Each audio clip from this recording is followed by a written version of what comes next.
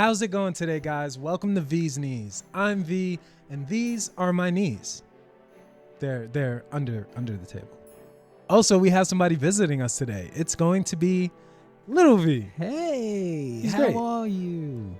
We don't Oh, have it's the so budget nice to yet be to here. make him do anything, Yes, but he can but I stand can there move. and be I can nice and be cute. sing ever so slightly. At least, to me. I know. I'm adorable. Sorry, bro. You're gonna have to get out. Yeah, you're gonna have to go. It's gonna get scary. It's gonna get scary. It's gonna get dangerous. It's gonna get a little I'm brave. frightening. Sorry, buddy. Okay, bye. Ah! See you, bud. Buckle up, people of all races and genders. Today we're going on a journey full of action, excitement, fear. The only difference is, will you make it through these turbulent seas? Where are we going, you might ask? Our journey is to a world a lot like our own. Just small changes that you'll be glad the mods haven't patched in yet. To keep everything a little bit more grounded, just imagine you're with your partner. It's a nice summer morning, you're waking up, you take the crust out of your eyes, the morning dew is still fresh on the leaves. You promised your partner to take him to the park today. They've been waiting on this date, and you will make sure that you get it done. No matter what the world throws at you, but you haven't seen this world yet. Once you step outside, something's off. The atmosphere is a little different than you know. You feel a weird urge to run, to flee, scatter. Maybe it's just your anxiety. You feel something sinister, like you aren't supposed to be there. On the walk to the local park, you notice that there aren't any people around. Odd. There's no cars, no sound of humans at all. Quite strange, you think. The park now is in your vision, but something else catches your eye in between you and your goal. It's a black SUV off in the distance. Finally, some semblance of humanity, something that you can actually relate to. This black SUV you see from afar is quite odd. You go in to examine more, and you notice that what you thought was a black SUV is now turning towards you. You see its craned neck and long beak look at you with those devilish eyes. You can see that it's been eating on something. This is, in fact, an eagle the size of an SUV. You think to yourself, what? This bird has been waiting for things like you to come outside. Just imagine if there was birds as big as cars. You think golden eagles yeeting goats off the side of a mountain is bad? They'd be able to pick up a house. I mean, maybe not a house, but pick up any of us. Just, you're walking down the street one day trying to go to school, and like, oh, Timmy just got scooped up by an eagle. Oh, that's the third one this week. Gosh darn. I guess it kind of brings you to that pterodactyl area, big birds. It's just gonna feel like Jurassic Park. The whole life is gonna feel like, welcome to Jurassic Park. Anything flying shouldn't be over a certain size. 2 feet, 3 feet. I think that's fine. I think we're good. Now let's get back to the spooky story. Said, luckily enough, we passed the dexterity check. We can go on to our next nightmare. The bird looks at you and looks back at its meal. It seems to be a fish of some sort, but with legs. You both run towards an old utility shed filled with lawnmowers, weed whackers, things that were once used to maintain this land. So that must mean people were here at some point. As you both look around to get your bearings, trying to find any source of light, you see mice scattering across the floor. I guess some things don't change no matter where you are. Feeling your way around, you finally come to a pull string light. You pull the string, a relief once the lights turn on, and you look down at the mice that were scurrying across the floor, only to see that these aren't mice. They're ants and spiders, the size of mice, fighting each other over the control of a body in the corner. We don't need to speak on the condition, but just know they were almost done. I know this probably made your skin crawl. I know it did for me. Me personally, I genuinely have a fear of spiders, and especially big spiders. Big insects, period, just shouldn't be allowed to live. I'm so sorry to say that, but there's a reason they're so tiny. If big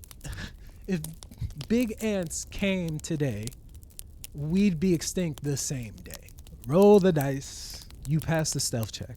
The bugs are too busy fighting over that once living creature. Before you leave, you both grab something sharp.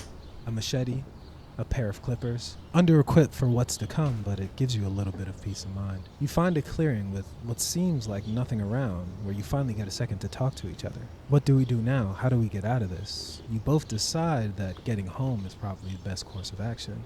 It got you here, maybe it can take you back. You decide to take a different route back, something with a little more cover, something a little more urban, somewhere where hopefully these things aren't yet. As you both sneak from building to building trying to advance, you hear the rustling of garbage cans. Something's here. It seems to not have noticed you yet, but as you get closer, it finally comes in sight. And you see a family of bears playing in the garbage or looking for food.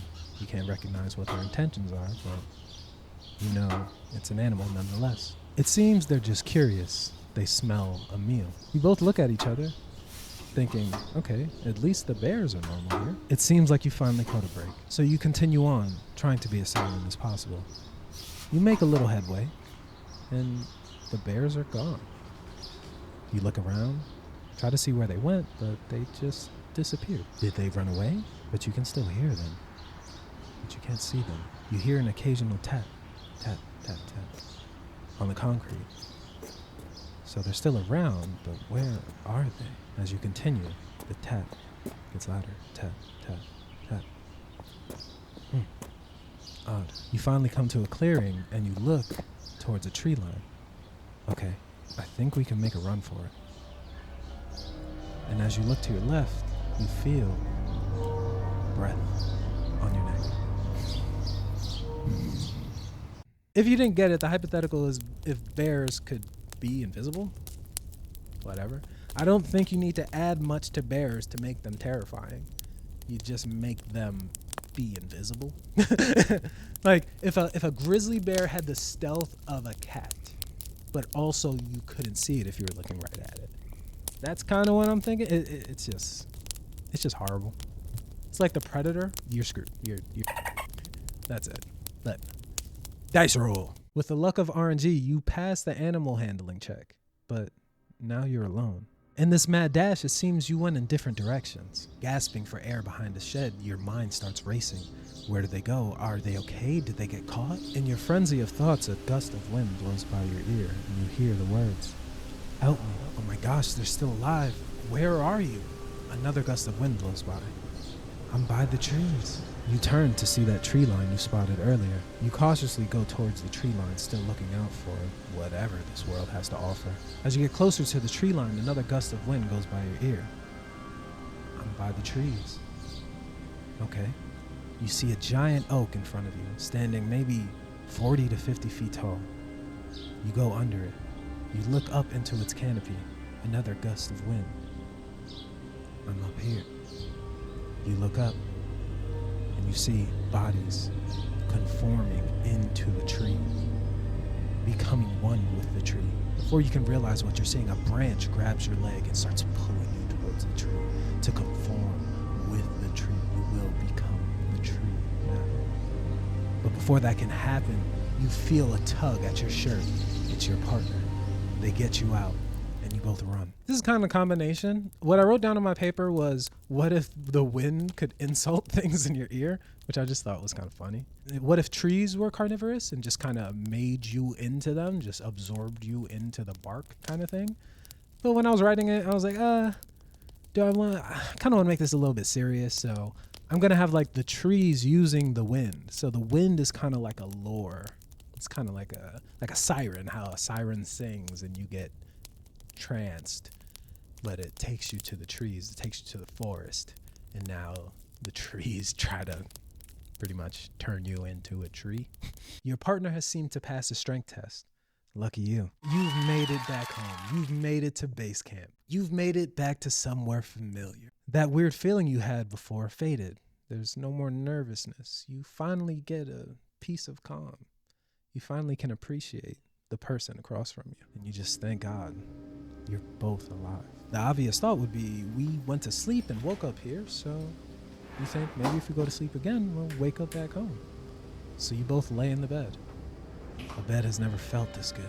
The only thing on your mind is, when I wake up, we're gonna be back home. So you close your eyes. A light rain starts to pitter-patter on the metal roof outside.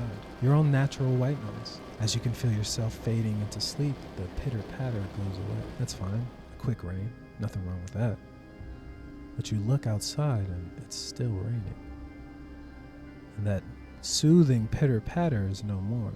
You start hearing something inside of your apartment. Psst. Psst. What is that? You sit up. You look up at your ceiling and you notice that it's dissolving around you. That with every raindrop, a new hole opens up around you. You hurriedly wake up your partner. Wake up! They wake up and immediately scream, ah! They lift up their hand and look at it. There's a hole right through it. As the rain continues to fall around you, you just hug each other. I love you. I love you. I love you. I know that was a lot. I wanted to try a different way of talking about hypotheticals instead of me just sitting here and saying, oh, what if acid rain was a thing? Or what if dogs could fly? I just wanted to make a story about it. I don't know. It just seemed a little more interactive, bring you into the world. And I don't know. I got goosebumps when I was talking about it. I'm constantly working to make myself a better storyteller, more humorous, whatever it may be. So I honestly want to see if you like this in the comments. I don't want to be that guy. Tell me about it down in the comments, but I genuinely want to know.